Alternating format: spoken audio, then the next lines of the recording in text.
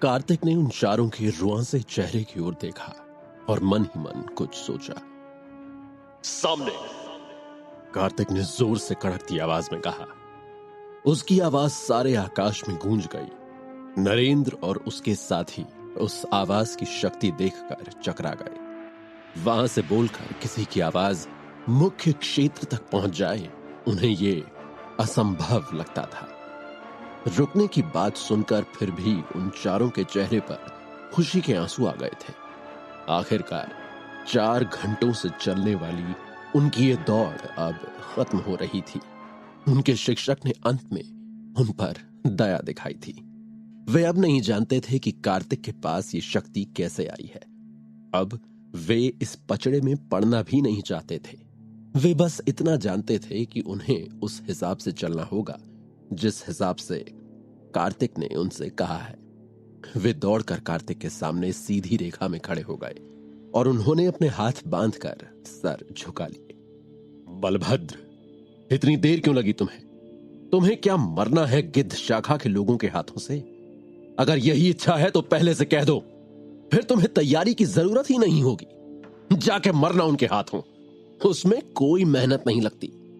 कार्तिक ने कठोर भाव से कहा। माया ने इस बीच फोन ये कहते हुए रख दिया कि वो देर रात तक नहीं जागेगी, जैसा कि उससे कार्तिक ने अभी अभी कहा था। नरेंद्र और बाकी सबका चेहरा उतर गया था। या कार्तिक ने उन्हें रुकने को सिर्फ इसलिए कहा था कि वो अपनी पत्नी से बात खत्म कर सके? क्या उसे अब भी उन पर जरा भी रहम नहीं आ रहा था? ये तो बहुत ही कठोर साधना हो रही थी जिसके लिए उन्हें लगता था कि उनका शरीर तैयार ही नहीं है, और अगर इसी तर्ज पर उन्हें मेहनत करनी पड़ी तो हो सकता है उनके शरीर की ताकत ही जवाब दे जाए। क्या कार्तिक में कोई इंसानियत बची भी है या नहीं? क्या वो बदले की भावना में इतना अंधा हो गया कि उसे इनकी जान की भी परवाह नहीं रही? कार्तिक ने जब फोन बंद कर दिया तो उन चारों को एक गहरी निगाह से देखा। उसने ध्यान दिया कि उनके शरीर की ताकत खत्म हो चुकी थी, और अगर वे अब भी किसी तरह खड़े हुए थे तो इसकी वजह सिर्फ यही थी कि उनकी इच्छा शक्ति मजबूत थी जिसने अब तक उन्हें थामे हुआ था। यह देखकर कार्तिक को मन ही मन अच्छा लगा। यह प्रशंसा के लायक बात थी, लेकिन कार्तिक ने अपने मन के भाव अपने चेहरे पर नहीं आने दिए। आज के बाद तुम्हें ध्यान रखना है कि चाहे तुम सो रहे हो, जाग रहे हो, नहा रहे हो या कुछ भी कर रहे हो, पर ये लोहे के टुकड़े हर वक्त तुम्हारी पीठ पर होंगे। इन्हें तुम्हें किसी भी हालत में हटाना नहीं है। तुम्हारी योग ऊर्जा का प्रयोग भी तुम्हें किसी भी हाल में नहीं करना है। मैंने वैसे भी तुम्हारी योग ऊर्जा को अपनी शक्ति से मंत्रित कर दिया है, इसलिए तुम उसे खोल नहीं सकते, लेकिन किसी भी हाल में तुम्हें उसका प्रयोग करने की कोशिश भी नहीं करनी है।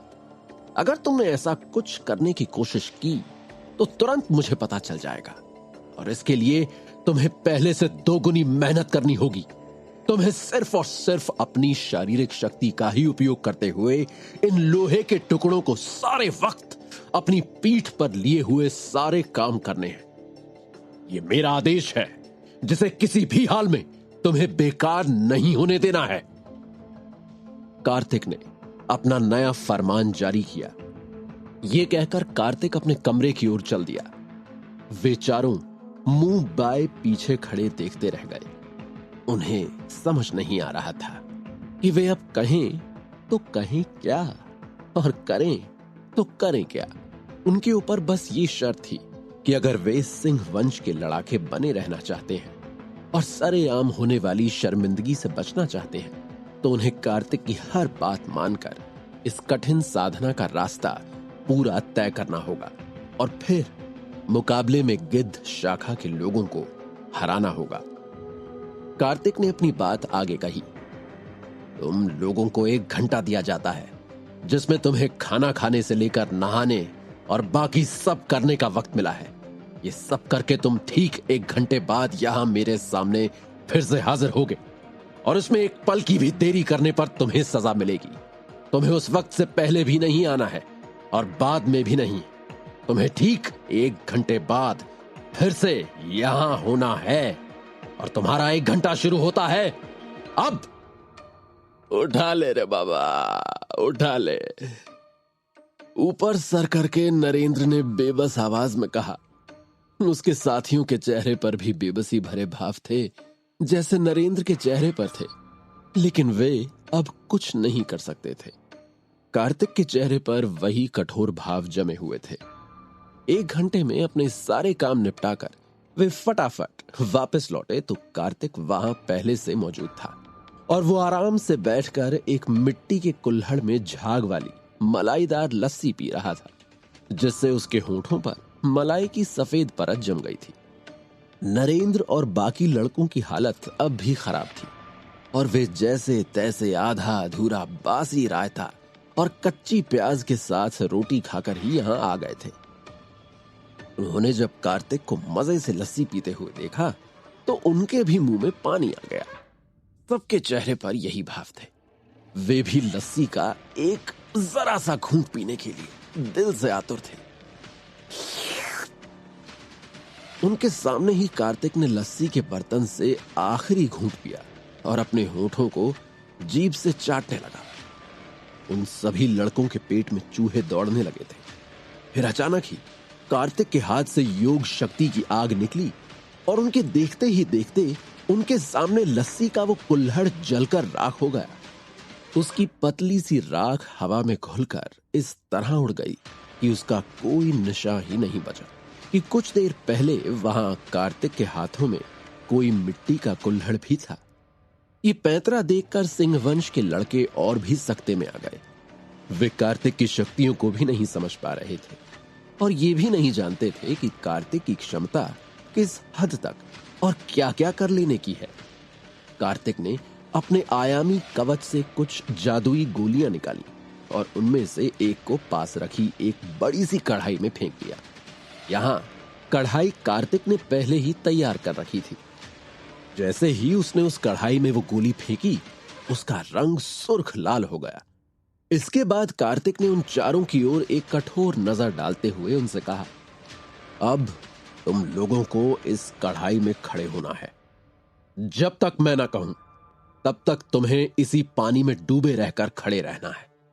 आगे बढ़ो। वे लोग ये अजीब सा लाल पानी देखकर घबराए हुए भी थे और समझ भी नहीं पा रहे थे कि ये क्या चीज है, लेकिन उन्हें अपने शिक्षक की आज्ञा का पालन तो करना ही था। वे जैसे तैसे करते हुए आगे बढ़े और उस कढ़ाई के करीब पहुंचे। जैसे ही नरेंद्र ने उस कढ़ाई के पानी में अपने पैर डालकर उसमें खड़े होने की कोशिश की, वो दर्द से कर्राह कर पीछे हट गया। ये कैसा अजीब पानी है जिसके छूते ही मेरा सारा शरीर दर्द से दोहरा हो गया है। इतना दर्द तो कटे हुए घाव पर लाल मिर्च डालने पर भी नहीं होता। उसने मन ही मन सोचा और फिर अपने साथियों की ओर घबराई हुई नजर से देखा।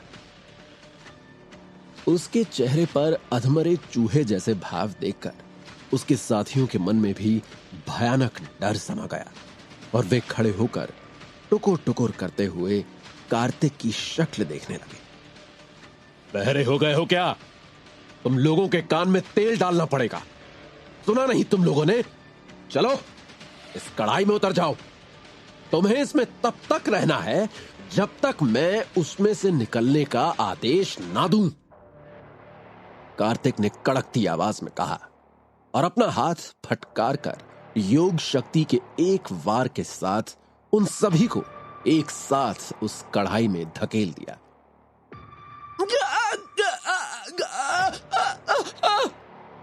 करते हुए बलभद्र बहुत ऊंची आवाज में कर्रा उठा। ये इतनी जोर की आवाज थी कि ये मुख्य शिविर तक भी पहुंच गई और वहां सोते हुए लड़ाके इस बात पर आश्चर्य करने लगे कि इस वक्त कोई किसी सुअर का शिकार क्यों कर रहा है। उन्हें बलभद्र की आवाज सुनकर यही लगा कि कोई सुअर को जिबाह कर रहा है।